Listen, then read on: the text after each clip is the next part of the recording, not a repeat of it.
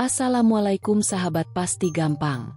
Setelah kesulitan, pasti ada jalan terang. Hari ini saya akan menceritakan tentang seorang anak kiai yang tersesat di Pantai Angker, lalu kembali dalam keadaan hamil. Misteri besar menyelimuti kepergiannya. Dan rahasia apa yang sebenarnya terjadi di Pantai Karanggaib? Kenapa hal ini bisa terjadi? Namun sebelum itu, bagi yang beragama Islam, sempatkan tulis salawat di kolom komentar supaya komentar itu menjadi saksi kita mendapatkan syafaat dari Rasulullah nanti di akhirat. Dan jangan lupa klik tombol subscribe dan like, agar kita bisa terus berbagi kisah penuh hikmah dan pelajaran hidup.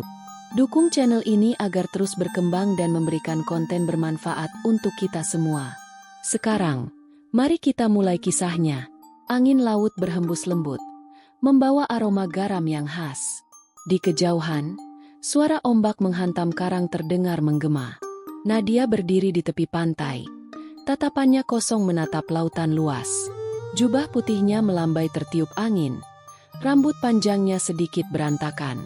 Matanya terlihat redup, seolah ada sesuatu yang mengganggu pikirannya.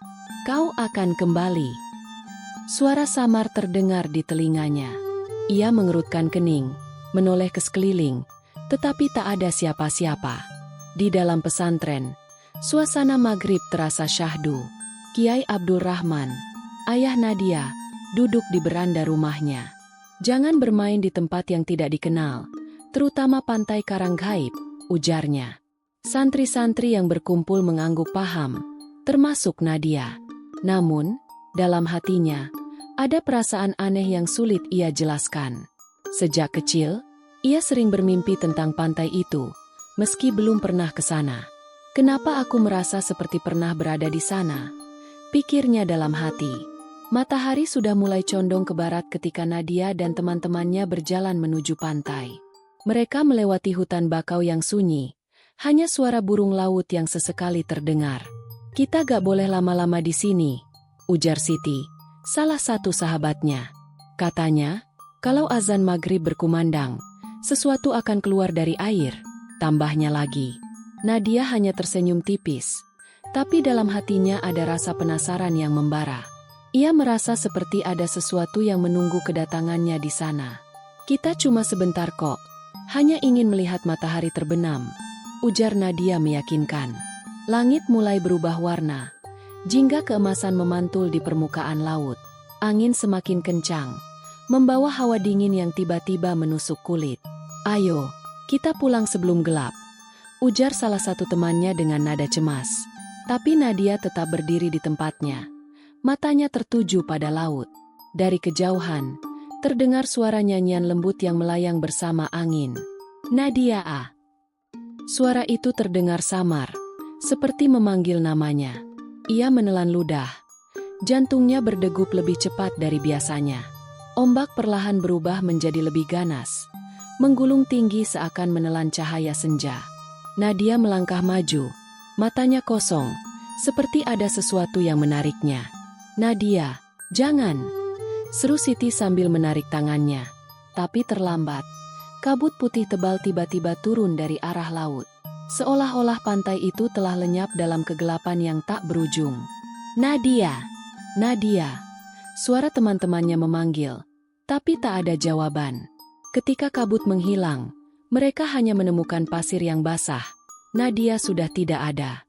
Malam itu, desa Nadira geger dengan kabar hilangnya Nadia. Kiai Abdul Rahman segera mengerahkan para santri dan warga untuk mencari. Obor-obor dinyalakan, menerangi jalan setapak menuju Pantai Karanggaib. Pantai itu bukan tempat biasa, gumam seorang lelaki tua di antara warga. "Dulu ada yang hilang di sana juga, tapi mereka tak pernah kembali," lanjutnya dengan suara lirih. Ayah Nadia mengepalkan tangan, berusaha menahan kegelisahannya. "Allah, lindungi anakku," bisiknya dalam hati, sementara pencarian terus dilakukan. Siti tidak bisa tidur. Bayangan Nadia menghilang di depan matanya terus menghantuinya. Kenapa dia tiba-tiba masuk ke dalam kabut? Gumamnya sambil memeluk lutut. Di luar, suara angin laut berdesir lembut, tetapi terasa berbeda malam ini. Seekor burung hantu bertengger di pohon dekat jendela, menatap ke arah pesantren. Kita harus menemukan Nadia sebelum semuanya terlambat, bisik seorang santri senior. Mereka tidak tahu bahwa sesuatu yang lebih besar sedang menunggu di balik gelapnya malam. Obor-obor menyala di sepanjang pesisir pantai. Bayang-bayang para pencari tampak bergerak di kegelapan. Para santri dan warga menyisir garis pantai, memanggil-manggil nama Nadia dengan penuh harap. Tidak mungkin dia menghilang begitu saja, ujar seorang santri dengan napas tersengal. Tapi laut tetap diam, seolah-olah menelan semua jejak yang ada. Seseorang menemukan sandal Nadia di dekat batu karang, basah oleh air laut. Dia pasti masih di sekitar sini, seru seorang warga. Namun, semakin mereka mencari, semakin pantai terasa sunyi, seakan menolak kehadiran manusia. Di tengah malam yang gelap, Kiai Abdul Rahman terduduk dalam sholat tahajudnya. Air matanya menetes, berdoa agar putrinya ditemukan dalam keadaan selamat. Saat ia mulai tertidur, mimpi aneh menghampirinya. Ia melihat Nadia berdiri di atas air, tubuhnya diselimuti cahaya redup. "Ayah, aku belum bisa pulang." Suara Nadia terdengar lirih. Tiba-tiba ombak besar datang menghantam, menenggelamkannya dalam lautan hitam. Kiai Abdul Rahman terbangun dengan napas tersengal. Dadanya terasa sesak. Keesokan harinya, seorang lelaki tua datang ke pesantren dengan langkah berat. "Kiai, ada sesuatu yang harus kau tahu tentang pantai itu," katanya dengan suara bergetar. Lelaki itu bernama Mbah Wiryo, satu-satunya orang yang selamat dari insiden pantai Karanggaib bertahun-tahun lalu. Dulu, ada seorang perempuan yang juga menghilang di sana, dan dia kembali dalam keadaan berbeda. Warga desa terdiam, menunggu kelanjutan cerita dari Mbah Wiryo. Ia kembali dengan seorang anak, tapi tak pernah ada yang tahu siapa ayahnya. Kiai Abdul Rahman mengepalkan tangannya. Firasat buruk mulai menguasai hatinya. Malam itu, suara ketukan terdengar di gerbang pesantren. Seorang santri memberanikan diri membuka, dan ia langsung tertegun. Nadia?" Suaranya bergetar saat melihat sosok yang berdiri di balik pintu. Nadia berdiri dengan wajah pucat, rambutnya acak-acakan, dan tubuhnya basah kuyup. Matanya tampak kosong, seperti orang yang baru bangun dari mimpi panjang. Aku pulang." Suaranya lirih, hampir seperti bisikan.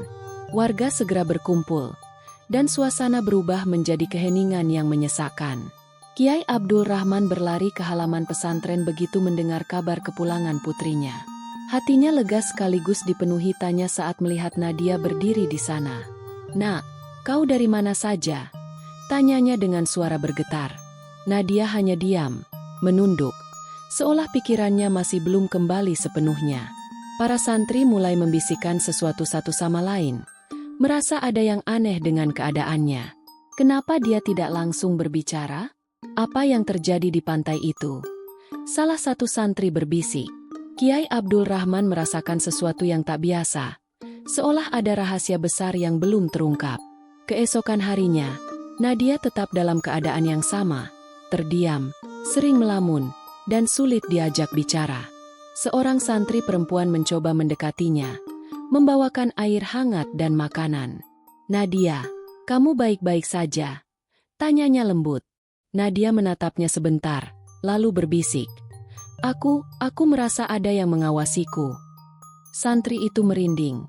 Bulu kuduknya berdiri tanpa alasan. "Siapa yang mengawasimu, Nadia?" tanyanya dengan hati-hati. Tapi Nadia hanya menggigit bibirnya, seolah takut untuk menjawab. Hari demi hari berlalu, dan kondisi Nadia mulai berubah. Wajahnya semakin pucat, tubuhnya terasa lemah, dan ia sering merasa mual. Suatu hari, seorang santri perempuan memperhatikannya dengan saksama. "Nadia, perutmu." Suaranya bergetar penuh keterkejutan. Semua mata tertuju pada Nadia, yang kini terlihat mulai mengandung. Kiai Abdul Rahman merasa lututnya melemah, seolah dunia runtuh di hadapannya. "Tidak mungkin, ini tidak mungkin terjadi," bisiknya dengan suara bergetar. Kabar kehamilan Nadia menyebar dengan cepat di kalangan santri dan warga desa. Orang-orang mulai berbisik-bisik, Tatapan penuh curiga mengarah pada keluarga Kiai Abdul Rahman. Bagaimana mungkin? Dia kan anak seorang kiai. Gumam seorang warga. Apa yang sebenarnya terjadi di pantai itu? Tambah yang lain dengan nada takut. Para santri laki-laki mulai menjaga jarak. Sementara para santri perempuan menatap Nadia dengan rasa campur aduk. Apakah ini ulah manusia? Atau sesuatu yang lebih menakutkan? Bisik salah seorang santri senior. Kiai Abdul Rahman hanya bisa beristighfar. Hatinya dilanda badai yang tak tertahankan. Malam itu, Nadia kembali dihantui mimpi yang semakin nyata. Ia melihat dirinya berdiri di tepi pantai Karanghaib. Bulan purnama bersinar terang di atasnya. Ombak berkilauan seperti perak cair. Namun di dalamnya terlihat bayangan hitam yang samar. Nadia! Suara itu memanggil lagi, tetapi kali ini lebih jelas, lebih dalam. Seorang pria tinggi berjubah putih berdiri di dalam air. Wajahnya samar tertutup kabut. Siapa kau? Nadia ingin bertanya, tetapi suaranya tertahan di tenggorokan. Pria itu mengulurkan tangan padanya, dan tiba-tiba semuanya menjadi gelap. Saat terbangun, Nadia merasakan sesuatu yang aneh pada tubuhnya. Jantungnya berdetak lebih cepat dari biasanya, dan ia merasa ada sesuatu yang bergerak di dalam dirinya. Ia mengelus perutnya yang mulai membesar. Rasa dingin menjalar dari ujung jari hingga ke tulang belakangnya. Ini bukan kehamilan biasa. Gumamnya, suaranya hampir tak terdengar. Setiap malam, ia mendengar suara-suara asing, berbisik dari sudut kamar pesantren. Kadang-kadang, bayangannya sendiri di cermin tampak lebih besar dari tubuhnya. Sesuatu di dalam dirinya mulai hidup. Dan itu bukan sekadar janin biasa. Kiai Abdul Rahman mulai mencari jawaban atas kejadian yang menimpa putrinya.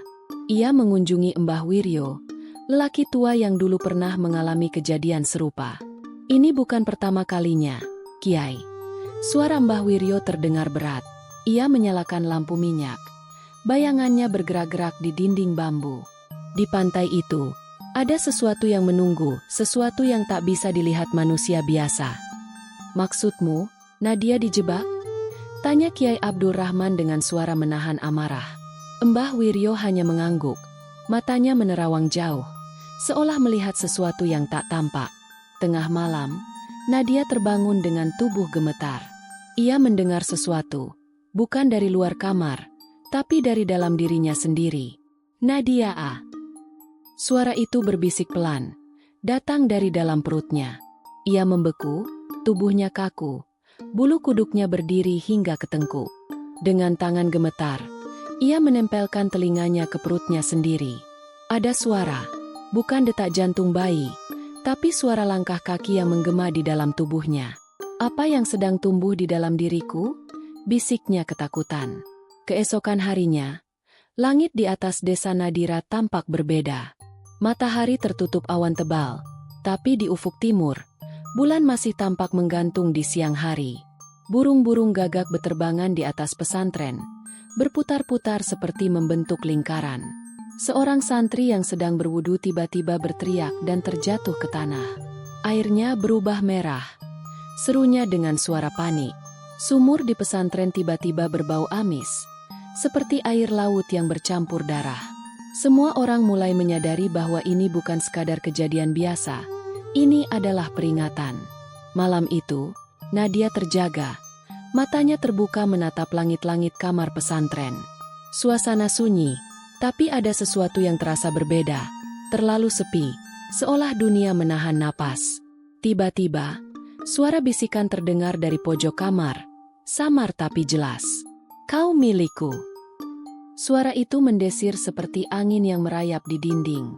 Nadia mencoba bergerak, tapi tubuhnya terasa kaku, seolah ada yang menahannya.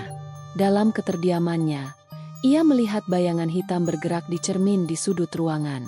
Apa yang terjadi padaku? Bisiknya dalam hati, sementara tubuhnya mulai gemetar ketakutan. Kiai Abdul Rahman mengumpulkan beberapa santri senior dan Mbah Wiryo di ruang khusus di dalam pesantren. Ini bukan kejadian biasa, ujar Kiai Abdul Rahman dengan suara dalam. Jika ini ujian dari Allah, kita harus mencari petunjuk. Tapi jika ini godaan setan, Kita harus melawannya. Mbah Wiryo menghela napas panjang. Tatapannya penuh beban. Kiai, dulu ada perempuan yang mengalami hal yang sama, dan jawabannya ada di pantai itu. Para santri saling berpandangan. Ketakutan mulai terlihat di wajah mereka. Malam ini, aku akan ke sana. Kiai Abdul Rahman menatap mereka tegas. Keputusan sudah dibuat. Pagi itu, Nadia terbangun dengan keringat dingin membasahi tubuhnya. Ia merasakan perutnya semakin berat, lebih besar dari yang seharusnya. Ini tidak normal, usia kehamilanku belum sejauh ini, pikirnya panik. Tangannya gemetar saat meraba perutnya yang terasa lebih keras dari biasanya. Tiba-tiba, sesuatu dari dalam perutnya bergerak, bukan seperti tendangan bayi, tapi seperti tangan yang meraba dari dalam. Ia menahan napas, merasakan sesuatu yang menjalar di bawah kulitnya. Astagfirullah. Nadia menutup mulutnya, berusaha menahan jeritan yang hampir lolos. Setelah subuh, beberapa santri perempuan mulai melihat sesuatu yang aneh pada diri Nadia. "Lihat tangannya," bisik salah satu santri. Kulit di pergelangan tangan Nadia tampak berubah. Muncul guratan hitam samar seperti tulisan kuno. Ketika seorang santri mencoba menyentuhnya, tiba-tiba angin dingin bertiup kencang, membuat lilin di ruangan padam seketika. "Ini bukan kehamilan biasa," gumam seorang santri senior dengan wajah tegang. Sementara itu, Nadia menatap tangannya sendiri, matanya penuh ketakutan. "Apa yang telah terjadi padaku?" Malam itu, Kiai Abdul Rahman bersiap menuju pantai Karanggaib, ditemani Mbah Wiryo dan beberapa santri pemberani. Mereka berjalan dengan hati-hati di jalan setapak yang menuju ke tepi pantai, hanya diterangi cahaya bulan. Suara ombak terdengar lebih keras dari biasanya, seperti ada sesuatu yang gelisah di dalam laut. "Pantai ini bukan sekadar tempat biasa, Kiai," Mbah Wiryo berbisik pelan. "Dulu, sebelum Islam masuk ke desa ini, tempat ini sering digunakan untuk ritual pemujaan." Kata-katanya terhenti ketika mereka tiba di tepi pantai dan melihat sesuatu yang mengejutkan. Di atas pasir yang basah, ada jejak kaki, tapi tidak ada yang tahu siapa pemiliknya. Kiai Abdul Rahman berdiri di bibir pantai, merasakan hawa dingin yang menusuk tulang. Ombak bergulung perlahan, tapi ada sesuatu yang terasa tidak wajar di dalamnya. "Lihat!" Salah seorang santri menunjuk ke tengah laut. Di balik ombak yang berkilauan, ada sepasang mata merah yang menatap ke arah mereka. Seakan merasa diperhatikan, makhluk itu perlahan menghilang di balik gelombang. "Ini bukan hanya tentang Nadia," Kiai Abdul Rahman berkata lirih. "Ada sesuatu yang lebih besar yang sedang terjadi." Sementara itu, di pesantren, Nadia duduk di dalam kamarnya, tubuhnya semakin lemah. Setiap malam, suara itu semakin jelas, seperti seseorang berbicara kepadanya dari dalam perutnya sendiri. "Kau adalah milikku, dan aku akan kembali untuk menjemputmu." Ia menutup telinganya, tetapi suara itu tidak hilang. Di luar kamar, seorang santri perempuan yang lewat tiba-tiba mendengar sesuatu dari balik pintu. Suara tawa kecil, lirih tapi dingin, seperti bukan suara manusia. "Nadia?" Santri itu berbisik, tetapi tidak ada jawaban. Kiai Abdul Rahman tahu bahwa satu-satunya cara untuk menghentikan semua ini adalah dengan kembali ke tempat semuanya bermula. "Besok subuh, kita akan membawa Nadia ke pantai," ujarnya tegas kepada Mbah Wiryo dan para santri. "Tapi Kiai, itu terlalu berbahaya." Salah seorang santri mencoba memperingatkan. "Tidak ada pilihan lain," jawabnya, tatapannya penuh keyakinan. Sementara itu, di dalam kamar, Nadia merasa ada sesuatu yang menunggu, sebuah peristiwa besar yang akan terjadi.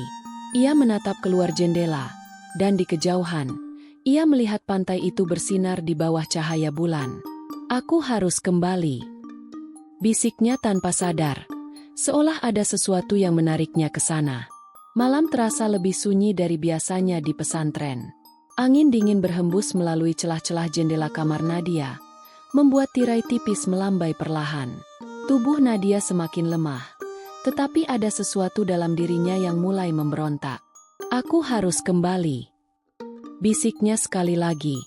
Matanya kosong menatap langit-langit kamar. Di luar, Kiai Abdul Rahman duduk termenung dengan tasbih di tangannya. Allah, lindungilah putriku. Gumamnya dengan suara bergetar. Jauh di kejauhan, suara ombak terdengar lebih keras dari sebelumnya. Seakan lautan mulai memanggil kembali. Subuh itu, Nadia dibawa menuju pantai Karanggaib, dikawal oleh Kiai Abdul Rahman, Mbah Wiryo, dan beberapa santri. Langkah mereka terasa berat. Udara terasa semakin dingin seiring mereka semakin dekat ke pantai. Hati-hati, jangan bicara sembarangan di sini, bisik Mbah Wiryo mengingatkan. Ketika mereka tiba, pantai itu tampak lebih sepi dari biasanya. Terlalu sepi. Ombak berdebur pelan. Tetapi ada sesuatu di udara yang terasa menekan dada mereka. Nadia, apakah kau ingat sesuatu? Tanya Kiai Abdul Rahman. Suaranya tenang tapi penuh kehati-hatian. Nadia menatap laut dengan mata kosong, lalu perlahan berbisik. Aku tidak sendiri. Tiba-tiba, angin bertiup kencang, membawa aroma laut yang lebih pekat dari biasanya. Ombak yang tadinya tenang mulai bergulung dengan ganas. Seolah ada sesuatu yang bangkit dari dalam laut. Allahu Akbar. Kiai Abdul Rahman mulai melantunkan ayat suci, tetapi Nadia tetap berdiri diam. Dari balik ombak, muncul sesosok bayangan tinggi berjubah putih. Wajahnya tertutup kabut tipis. Nadia. Suara berat itu menggema, tetapi tidak berasal dari mulutnya. Para santri mundur ketakutan. Sementara Kiai Abdul Rahman menggenggam tasbihnya lebih erat. Siapa kau? Tanyanya dengan suara tegas, mencoba menahan ketakutan dalam hatinya. Sosok itu berdiri diam di tengah laut, tidak bergerak, hanya memandang ke arah Nadia. Kau telah dipilih. Suaranya bergema di seluruh pantai, terdengar seolah berasal dari dasar laut. Dipilih oleh siapa? Kiai Abdul Rahman mendekat. Tatapannya tajam menembus kabut. Oleh mereka yang dulu menguasai tempat ini. Oleh perjanjian yang belum terselesaikan. Kata-kata itu membuat Mbah Wiryo terperanjat. Wajahnya tiba-tiba pucat. Kiai, ini ada hubungannya dengan masa lalu desa ini. Bisik Mbah Wiryo dengan suara gemetar. Nadia mulai menggigil. Tangannya mencengkram jubahnya erat-erat. Seakan tubuhnya sendiri menolak kenyataan ini. Langit di atas mereka mulai berubah. Awan hitam berkumpul, menutupi cahaya matahari yang baru muncul. Angin bertiup semakin kencang, membawa suara lirih yang terdengar seperti nyanyian dari kejauhan. Para santri mulai mundur. Ketakutan menyelimuti hati mereka. Kita tidak bisa tinggal di sini lebih lama. Bisik salah satu santri dengan suara gemetar. Tapi Nadia tetap berdiri di tempatnya. Tubuhnya mulai bergetar. Aku ingat sekarang. Katanya tiba-tiba. Suaranya terdengar berbeda. Semua mata tertuju padanya, menunggu kata-kata yang keluar dari bibirnya. Malam itu, aku tidak sendirian. Suara Nadia semakin pelan, tetapi jelas terdengar. Ia menutup matanya. Kenangan yang terkubur mulai muncul kembali dalam pikirannya. Aku mendengar suara itu. Mereka memanggilku. Aku melihat cahaya biru di tengah laut. Para santri saling berpandangan, sebagian menelan ludah, ngeri dengan apa yang akan dikatakannya selanjutnya. Lalu aku melihat sosok itu, pria berjubah putih, dengan mata yang bercahaya. Dia membawaku ke dalam ombak. Kata-katanya terhenti, tubuhnya tiba-tiba melemah, lututnya bergetar. Dan setelah itu, aku tidak ingat apapun lagi. Kiai Abdul Rahman menatap putrinya dengan mata yang mulai berkaca-kaca. Nadia, kau harus kuat, kita harus menyelesaikan ini. Suaranya penuh keyakinan. Tapi Nadia hanya menunduk. Tangannya menggenggam perutnya yang semakin berat. Ada sesuatu di dalam diriku. Bisiknya pelan. Napasnya mulai tersengal. Para santri terperanjat. Melihat bagaimana guratan hitam di lengan Nadia mulai menyala samar. Dia akan segera lahir. Bisikan itu terdengar lagi. Kali ini dari dalam tubuh Nadia sendiri. Langit semakin gelap, angin semakin kencang, dan sesuatu di dalam dirinya mulai bergerak lebih kuat dari sebelumnya. Ombak semakin tinggi, angin berubah menjadi badai, dan tanah di bawah kaki mereka mulai bergetar. Kita harus pergi dari sini, seru salah satu santri. Tetapi Kiai Abdul Rahman tetap berdiri tegak. Tidak, kita harus menyelesaikan ini sekarang juga. Suaranya penuh keberanian.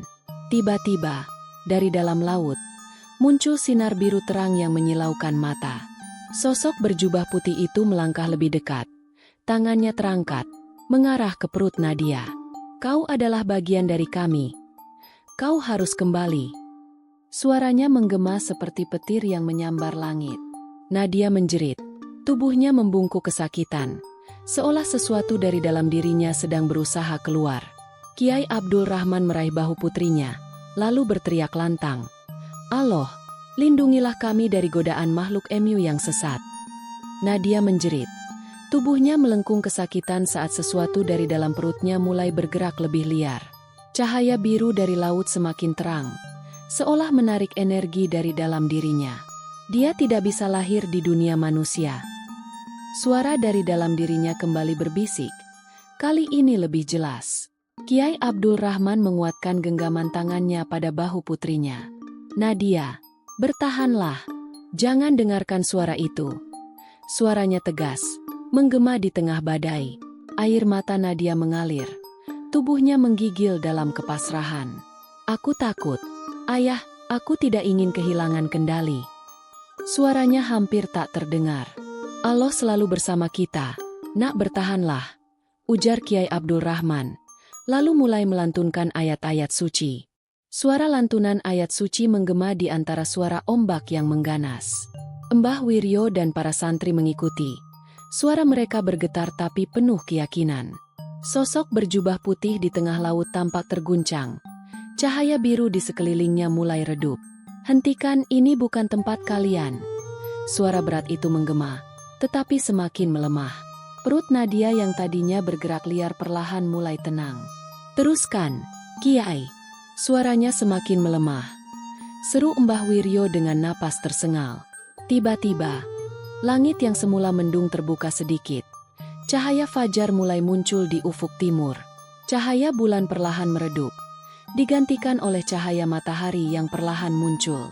Sosok berjubah putih itu mulai kehilangan bentuknya. Tubuhnya seperti kabut yang terurai oleh angin. Ini belum selesai. Suaranya kini terdengar lebih pelan, hampir seperti bisikan yang memudar. Ombak yang tadinya bergelora kini mulai mereda. Laut kembali tenang seperti semula. Cahaya biru yang melingkupi pantai perlahan menghilang, seolah tak pernah ada. Allah Maha Besar, bisik salah seorang santri. Suaranya penuh takjub dan rasa syukur. Nadia masih terjatuh di atas pasir. Napasnya tersengal, tetapi rasa sakit di perutnya mulai menghilang. Aku masih hidup, bisiknya pelan. Matanya berkaca-kaca menatap ayahnya. Kiai Abdul Rahman berlutut di samping Nadia, meraba perutnya dengan penuh kehati-hatian. Nadia, kau merasa bagaimana?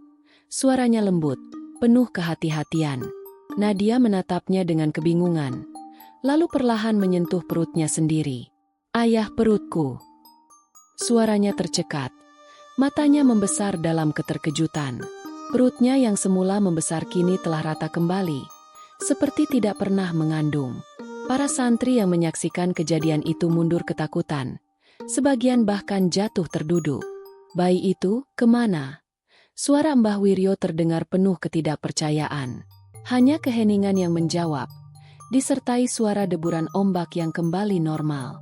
Nadia masih berusaha memahami apa yang baru saja terjadi. Aku merasa kosong, bisiknya. Suaranya dipenuhi kebingungan dan kelegaan sekaligus. Kiai Abdul Rahman menatap laut dengan mata penuh makna, seolah mencari jawaban di sana. Mungkin ini adalah bagian dari ketetapannya, ujarnya pelan. Mbah Wiryo mengangguk, tetapi masih ada keraguan di matanya. Kiai, ini bukan pertama kalinya. Jika tidak dihentikan, ini bisa terjadi lagi di masa depan, katanya. Kiai Abdul Rahman terdiam, merenungi kata-kata itu dengan penuh kesadaran. Kita harus memastikan pantai ini tidak lagi menjadi tempat godaan bagi manusia. Mereka meninggalkan pantai Karanggaib dengan langkah berat. Matahari kini bersinar terang, seolah menyapu semua jejak kegelapan yang semalam menyelimuti. Nadia masih merasa lemah, Tetapi ada sesuatu dalam dirinya yang terasa lebih ringan. Aku merasa seperti baru terlahir kembali. Gumamnya pelan. Kiai Abdul Rahman hanya tersenyum, lalu menggenggam tangan putrinya erat. Yang penting, kau selamat, nak. Allah masih menjagamu, katanya lembut. Para santri masih terlihat syok, tetapi mereka tahu satu hal, mereka baru saja menyaksikan keajaiban. Kini, mereka hanya bisa kembali ke pesantren dengan membawa sebuah kisah yang tak akan pernah dilupakan. Beberapa hari berlalu, dan Nadia perlahan kembali pulih. Pesantren kembali tenang, tetapi bisikan tentang kejadian di pantai masih beredar di antara para santri. Kiai Abdul Rahman mengumpulkan mereka semua di masjid untuk memberikan pelajaran dari apa yang telah terjadi. Kadang, kita diuji dengan sesuatu yang di luar nalar kita, katanya dengan suara dalam. Tapi kita harus ingat, tiada kekuatan yang lebih besar dari kuasa Allah. Para santri mengangguk. Kini mereka lebih memahami bahwa dunia ini bukan hanya apa yang tampak oleh mata. Jangan biarkan rasa takut menguasai hati kita. Selama kita berpegang teguh pada iman, tidak ada yang bisa menggoyahkan kita. Sebelum meninggalkan desa, Mbah Wiryo menemui Kiai Abdul Rahman untuk terakhir kalinya. Pantai itu, aku yakin ada sesuatu yang lebih besar yang masih tersembunyi, katanya. Apa maksudmu? Kiai Abdul Rahman menatapnya dengan serius. Seseorang di masa lalu mungkin pernah membuat perjanjian, dan perjanjian itu belum benar-benar berakhir. Kiai Abdul Rahman terdiam, tetapi hatinya merasa bahwa masih ada misteri yang belum terungkap.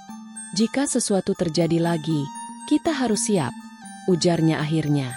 Mbah Wiryo mengangguk pelan, lalu melangkah pergi, meninggalkan pesantren dengan tatapan penuh makna. Hari itu, langit tampak lebih cerah dari biasanya, tetapi di kejauhan, ombak masih bergulung seperti berbisik sesuatu yang tak bisa didengar manusia. Nadia kini bisa tersenyum lagi, meskipun dalam hatinya masih ada jejak dari apa yang telah ia alami. Apa yang sebenarnya terjadi padaku? Tanyanya pada dirinya sendiri, tetapi ia tahu, mungkin tak semua pertanyaan harus memiliki jawaban. Kiai Abdul Rahman menatapnya dengan penuh kasih, lalu berkata, "Yang penting, kau sudah kembali, nak. Dan kita harus terus berpegang pada iman, karena hanya itulah satu-satunya cahaya di tengah kegelapan." Malam itu, Nadia menutup matanya, dan untuk pertama kalinya dalam waktu yang lama, ia bisa tidur dengan tenang. Di luar, angin laut bertiup lembut, membawa bisikan samar yang akhirnya mereda dalam keheningan malam.